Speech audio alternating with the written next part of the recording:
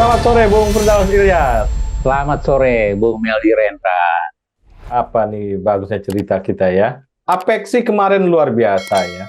Jadi Betul, betul. Bung Meldi walaupun menonton acara Apeksi, Bung Meldi? iya gua inilah melihat-lihat menyigi-nyigi ya. Iya, sama media dicicil-cicil beritanya lebih banyak begitu. Jadi beritanya itu Banyak. aja. Tapi lumayan lah buat. Cocoknya di TikTok itu ya. Tapi panjang itu 4 jam ya acaranya gitu. Jadi tapi kekurangan Apeksi menurut itu nggak diperbandingkan ya. Tidak satu meja gitu ya. Per sesi ya. Iya, jadi terpisah memang. Dan mereka memang tidak membuat acaranya head to head. Jadi Hmm. lebih sekedar pemaparan gitu. Hmm. Jadi ya tapi lumayan lah, apa namanya, pemanasan sebelum nanti diresmikan sebagai calon, kemudian ada sesi debat, kampanye dan seterusnya. Jadi kita udah punya info awal. Layak untuk kita bahas, Bung Meldi. Oke, Bung Firdaus, Afeksi kemarin dah Anies memaparkan ide-ide dia, bukan ide yang holistik ya, ide-ide masih kalau ini tuh masih ide-ide sporadis lah ya. Kemudian Ya, tematik lah. Ganjar dengan ide-ide juga, dengan Prabowo dengan ide-ide yang masih kalau kita silat tuh masih kembang-kembang ya, masih pembuka-pembuka yang nggak penting sebenarnya. Belum ada hook-hook keras gitu ya, belum ada. Masih lari-lari sana, lari-lari sini. Nah, hari ini kita bahas tentang Anies Baswedan, Bung Firdaus. Apa yang bisa kita gali, kita ceritakan tentang Afeksi dan paparan Anies Baswedan di Afeksi? Ya, ini menarik ya. Jadi kita mulai mendapatkan kira-kira gambaran-gambaran, pikiran, gagasan, atau ide-ide bakal calon presiden. Tiga-tiganya hadir, ada Pak Anies Baswedan, ada Pak Ganjar, ada Pak Prabowo di sana, dan masing-masing mendapatkan sesi pemaparannya.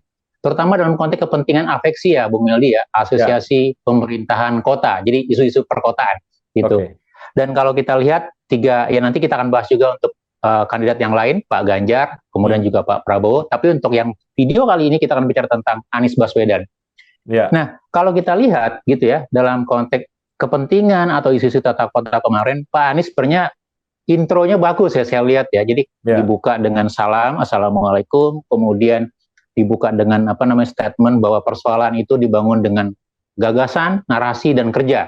Itu typical typical lecture sekali gitu ya. Dan kemudian muncul slide Google Earth di waktu malam. Jadi kalau kita sering browsing, kita lihat Google Earth gitu ya, negara-negara di waktu malam gitu. Dan di situ Pak Anies menampilkan sebuah pertanyaan, sebuah statement membandingkan Indonesia dengan negara-negara lain gitu ya. Bahwa ternyata Indonesia pada waktu malam itu yang terang itu hanya di Pulau Jawa, sebagian Sumatera, sementara timurnya Kalimantan, Sulawesi dan seterusnya Papua itu relatif gelap. Nah, kemudian dikomparasikan dengan negara yang ya ini menurut versi Pak Anies ya, yang apple to apple ya. India dan Afrika Selatan. Dikatakan India relatif lebih terang gitu ya, walaupun penduduknya 1,8 miliar, begitu juga dengan Afrika Selatan. Dan di situ Pak Anies mengatakan inilah potret ketimpangan Indonesia begitu. Nah, pada titik ini kita sepakat gitu ya, ada isu ketimpangan untuk Indonesia, dan isu ketimpangan adalah isu besar, narasi besar untuk calon presiden 2024, Bu Meldi begitu. Nah, kemudian Pak Anies juga bercerita gitu ya, artinya apa yang bisa ditawarkan terutama dalam konteks ke depan. Nah, salah satu yang ditawarkan oleh Pak Anies, sekali lagi ini baru tematik ya, terkait kepentingan perkotaan. Pak Anies mengatakan bahwa misinya adalah suatu saat nanti dia ingin ketika kita lihat lagi Google Earth atau dari malam gitu ya, buat seluruh kota-kota Indonesia sudah semakin menyala begitu, terang benderang seperti lampu pohon terang begitulah. Saya pikir itu salah satu visi yang realistis, yang masuk akal begitu ya itu. Dan ini juga gitu ya, kalau kita lihat kita bisa elaborasi lebih lanjut nanti Ibu Meldi ya. Tapi paling tidak dari sisi intro, dari sisi masuknya, terutama untuk persoalan-persoalan perkotaan, Pak Anies cukup baik menyampaikan itu, cukup baik memberikan ilustrasi, walaupun nanti ada catatannya. Jadi kalau kita mencoba komparasi ya, nanti di akhir kita akan coba lihat itu begitu. Jadi tidak buruk untuk seorang Profesor Anies Baswedan, mantan rektor, mantan aktivis UGM, pernah menjadi Gubernur DKI Jakarta sampai 2012, pernah menjadi menteri juga, jadi komplit sebenarnya gitu. Jadi, kesan pertama not bad, Bung Meldi begitu. yang kita ini kan, ya kita punya kelebihan, kelemahan gitu ya, masing-masing calon ini. Tentunya kalau Anies diteropong atau diulik dalam urusan narasi, pasti menang dia, Bung Firdaus. Nah, Iya, yang betul. sebenarnya yang seru itu diulik urusan-urusan lain sebenarnya kan ya, konsistensi Iya, betul, atau, betul. apa ya, ide menjadi sebuah aktualisasi gitu ya. Itu sebenarnya yang Betul. ingin kita ulik. Kalau kita terjebak dalam narasi Pak Anies ini bisa bias juga. Tapi makanya saya bilang sporadis-sporadis dari capres-capres ini harus kita dorong menjadi sebuah yang utuh ya. Das Sayen, das Solennya itu harus jadi gitu ya, yang kita harus Betul, harus ketemu ya, gitu. harus ketemu. Kalau enggak, dia akan menjadi sebuah gagasan-gagasan yang menguap. Utopis Ya, mengawang. ya. Betul. Gimana Bung Bras? Betul lah. Jadi kalau kita lihat ya, jadi kalau kita di ruang kelas, saya membayangkan kalau saya misalnya ikut seminar atau ceramah atau di ruang kelas, Pak Anies menarik begitu. Nah, sekarang coba kita konkretkan lagi. Artinya, dasen, dasolen itu harus sama, gitu ya. Antara kriteria dengan realita harus sama. Gitu. Itu yang kita bicara kesesuaian, kita bicara efektivitas, keberlanjutan, dan seterusnya.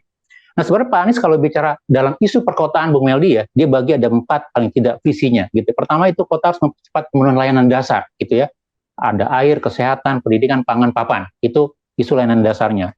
Kemudian kota harus produktif, bicara ketimpangan sosial, bicara ketimpangan fiskal, gitu ya. Kemudian efektivitas ekonomi, gitu ya. Ada apa ya, fenomena urbanisasi yang semakin besar. Sayangnya catatan Pak Anies gitu ya, dengan urbanisasi yang semakin besar ini tingkat produktifnya tidak besar, tidak seimbang, kalah dengan negara lain. Gitu. Kemudian membangun interkonektivitas antar kota gitu, ya. Tidak lagi sebagai ansih kota, gitu ya. Mungkin ini belajar dari pengalaman Jakarta, tapi juga menjadi intra-kota. Jadi kota yang lebih apa ya, lebih konglomerasi sifatnya. Ada kota Jakarta, Bogor, Depok, segala macam, begitu. Dan kemudian kolaborasi dalam kerja-kerja di praktik perkotaan. Gitu. Nah, secara teori, secara apa ya, secara ide-ide saya pikir untuk kota, ya salah satu ini yang menurut saya juga idenya relevan ya, masuk akal begitu ya. Dan kemudian Pak Anies menutup dengan presentasinya, kira-kira kita harus merumuskan langkah-langkah. Gitu. Artinya ya ini sesuai dengan apa yang dibangun dalam sejak awal ya, dengan pencalonan Pak Anies sebagai calon presiden gitu ya, dari Partai Nasdem dan seterusnya. Kira-kira dengan persoalan-persoalan seperti ini, apa yang harus dilanjutkan? Kalau kita bicara melanjutkan, sebenarnya Pak Anies tidak. Pak Anies memulai dengan kira-kira apa yang harus diperbaiki dari yang ada, begitu. Kemudian apa yang harus dilanjutkan dari yang ada sebelumnya. Kemudian apa yang dihilangkan, kemudian apa yang harus dibuat baru. Paling tidak 4 rumusan gitu ya, eleva atau logika berpikir yang dibangun oleh Pak Anies di dalam melihat persoalan-persoalan, terutama dalam konteks perkotaan, begitu. Nah, kemudian dibangun misalnya persoalan regulasi gitu ya, kemudian pendekatan bottom up gitu ya, tidak lagi top down gitu ya, karena selama ini dianggap bahwa pembangunan, ya artinya pendekatan bottom up itu bagi salah satu prasyaratnya, kemudian keterlibatan banyak pihak begitu. Jadi saya pikir dari sisi ini gitu ya, sebenarnya Pak Anies juga coba menyampaikan kepada publik pengalaman-pengalaman yang didapat ketika dia menjadi Gubernur DKI Jakarta 2017 sampai Oktober 2022, terutama di dalam membangun tata kota, terutama dalam konteks transportasi ataupun juga interkoneksi antar daerah lah, Bung Meldi. Jadi kalau kita lihat dalam track record Pak Anies dalam Jakarta kan itu yang banyak dibubarkan, integrasi transportasi gitu ya, kemudian membangun apa namanya tempat-tempat untuk apa namanya mobilitas penduduk dan segala macam begitu. Nah, ini menurut saya juga satu hal yang bisa kita lihat dalam konteks perkotaan gitu ya. Tetapi kalau kita mencoba analisis ya, Bung Meldi ya, gitu ya, hal yang harus kita lihat adalah kalau kita bicara perkotaan ini sekali lagi dalam konteks data yang realistis ya, bahwa perkotaan notabene memang masih sangat tergantung. Jadi kalau kita bicara uangnya, gitu ya, Pak Anies tidak bicara dari mana uangnya, karena kan pembangunan itu butuh uang, gitu ya. Dari mana asalnya? Tidak mungkin ide-ide besar, narasi-narasi besar itu bisa diwujudkan kalau uangnya tidak ada, gitu. Dan kebetulan Pak Anies tidak menyentuh itu, gitu. Nah kalau kita lihat persoalan kota, pemerintah daerah, kota adalah yang notabene masih sangat memiliki ketergantungan dari pemerintah pusat, dari dana transfer gitu. Walaupun sekali lagi nilainya tidak sebesar apa namanya kabupaten. Jadi kabupaten itu hampir 55% APBD-nya tergantung dari dana transfer. Sementara kota itu antara 40 sampai 45. Beda dengan provinsi yang relatif lebih mandiri, 30-35% APBD-nya itu dari transfer pemerintah pusat. Gitu. Jadi ada ketergantungan terkait fiskal. Gitu. Kemudian yang kedua, kalau kita bicara layanan, Bung Meldi, gitu ya, ujung tombak pelayanan pemerintah daerah itu ada di pemerintahan kota, Bung Meldi, bukan di kabupaten, bukan di kewenangan provinsi. Karena apa? Rumah sakit, pendidikan, kesehatan, etalasenya itu menjadi kewenangan kota semua, gitu. Dan ini terrefleksi dari belanja-belanja kota aktual. Jadi kalau kita bicara audited hasil laporan keuangan pemerintah daerah gitu, kota gitu ya, bahwa mayoritas belanja langsung itu persentasenya kota lebih besar dibandingkan tingkat provinsi ataupun tingkat kabupaten gitu. Baik belanja modal ataupun belanja barang dan jasa begitu. Dan ini yang menurut saya satu catatan pertama ya, kalau kita bicara narasi besarnya bagaimana karyanya nanti gitu. Ini yang belum kita lihat dalam konteks idenya Pak Anies begitu. Yeah. Nah, yang kedua yang menarik adalah tadi kita katakan Pak Anies memberikan intro yang menarik ya, Indonesia gelap dari luar angkasa. Nah, pertanyaannya kalau kita lihat isu yang dibawa adalah ketimpangan, betul ketimpangan gitu ya.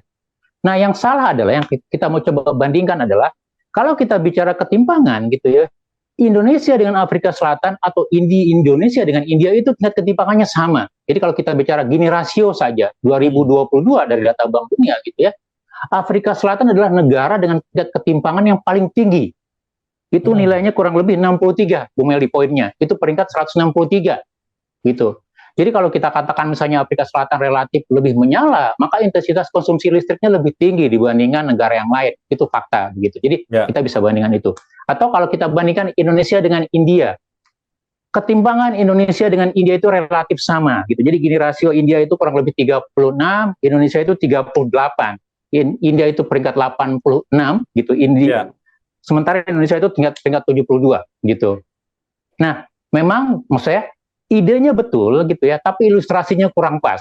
Jadi seolah-olah nanti yang kita kejar adalah kalau kita bicara ketimpangan, konsumsi listrik yang lebih tinggi. Nah, kalau kita bicara konsumsi listrik yang lebih tinggi, maka konsekuensinya adalah misalnya kita butuh pembangkit. Nah, pertanyaan kalau kita butuh pembangkit, apakah batu bara atau tidak, atau renewable atau tidak, begitu ya? Atau bicara penghematan energi dan segala macam gitu. Jadi itu mungkin dua catatan awal yang saya lihat gitu yang menjadi menjadi catatan penting untuk Pak Anies. Satu, bicara di aktual mewujudkan narasi dan gagasan itu bagaimana caranya, itu belum disinggung pemerintahan kota.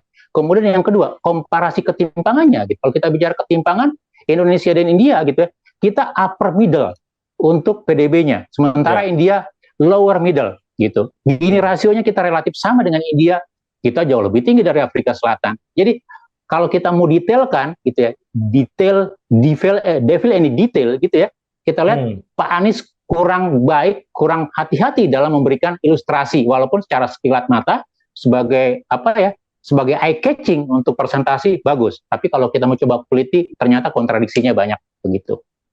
Iya. Ini masalah presisi ya, jadi angka-angka yang baru terlihat dari mata, kemudian kalau kita detailkan ke data, ternyata dia bias ya, sama dengan kasus waktu di data jalan tol dengan jalan arteri ya, sempat juga menjadi polemik gitu ya. Ini kita berharap nih Pak Anies lebih hati-hati berbicara dengan data gitu ya, atau timnya lah, kurang-kurang pembisik-pembisik agar timnya harus lebih masyarakat ini dikasih data-data yang benar, jangan data-data yang sumir gitu, Bung Firdaus. Betul. Jadi kalau kita lihat masih banyak waktu untuk memperbaiki data, membuat konteks yang lebih aktual, lebih faktual gitu ya, sehingga nanti publik juga tidak tersesat. Kita tidak mengatakan bahwa Pak Anies harus dipilih atau tidak, atau kandidat yang harus dipilih atau tidak, tapi kita ingin adalah para kandidat calon presiden atau apapun calon pemimpin itu memberikan data-data yang lebih faktual, lebih valid, lebih berintegritas gitu ya, sehingga pemilu nanti 2024 baik presiden, legislatif dan seterusnya itu membangun tidak hanya menjadi ajang pemilihan, tapi juga membangun ajang peningkatan kesadaran dan pengetahuan. Karena sekali lagi tantangannya di banyak soal gitu ya, kita bagaimana nanti mewariskan pengetahuan intelektualitas kepada generasi berikutnya, Bung Meldi. Jadi sekali lagi ini catatan, peringatan untuk Pak Anies ataupun tim suksesnya atau tim kampanye untuk lebih hati-hati di dalam menggunakan komparasi begitu. Terima kasih Bung Firdaus. Sama-sama, terima kasih Bung Meldi. Salam Indonesia bersih. Salam Indonesia bersih.